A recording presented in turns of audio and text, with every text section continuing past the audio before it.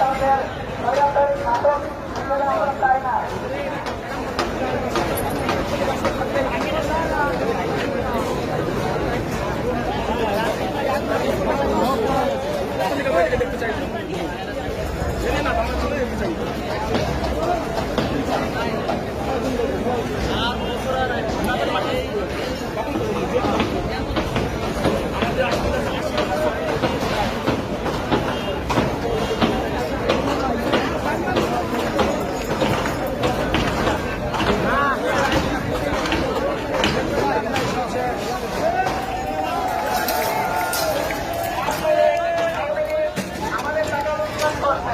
আমরা তাদেরকে লুটপাট করবো। আমরা কোন ছাত্রলীগকে বাংলার জমিনে থাকতে দেব না।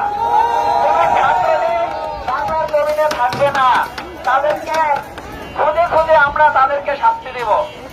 আমরা খুঁজে খুঁজে তাদেরকে শাস্তি দিব।